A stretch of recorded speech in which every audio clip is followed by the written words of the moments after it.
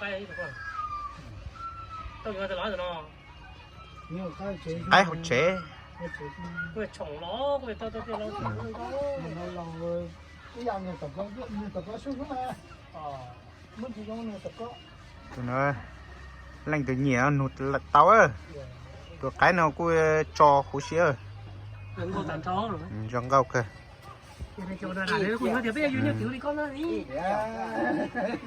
đi kiểu là cô vua đó nhảy có ý kiểu chị cô chỉ có chỉ thế đó giờ này sẽ ít bia sẽ nè buộc cho bém lòng á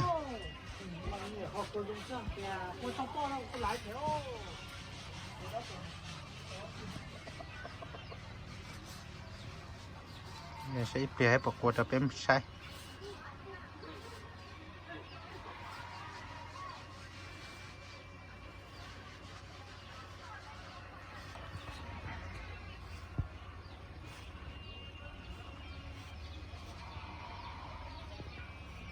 tụi cái nó chẳng có nhuận chuột cái sữa này tự nhiên nó nụt tao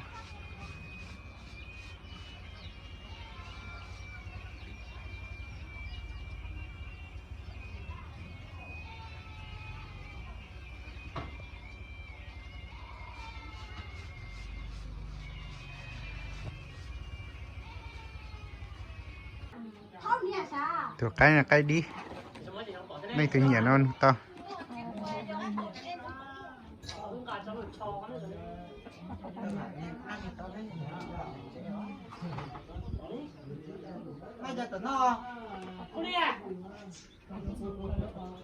tí giờ mình nhiều khơi chỉ tao chơi có mà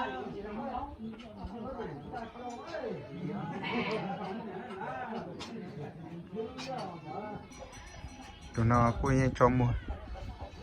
tụi nó đi á tụi cơ bữa ta tỏ tớ mình giờ ít ra tụi nó cũng cho mấy cái gì mà nữa nó ý nó xin giờ rồi tụ ta này Lô. Lô. Làm giàu của tôi. xin chào Giờ hồng bia ha, ở chỉ tôi à. Cái số nào bỏ. đó mà giờ tiệt cho mà chè lụi y nè ta có nhớ gì nó mà chỉ cho đâu kìa nó mà lo được cú lo mà.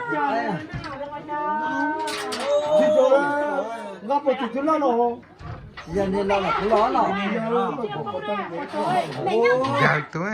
Rồi rồi, nhớ cô tên để sao? chờ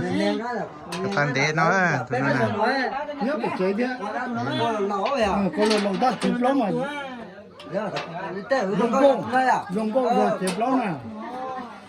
chụp lắm mà chụp hàng có nên người con nhà con ta đến đây biết thế hả có tụi nó nhà có tụi hai đôi tụi cho cái này thế đó anh cái con đi ô cho cái lòng cái đó sao vậy đây cho cho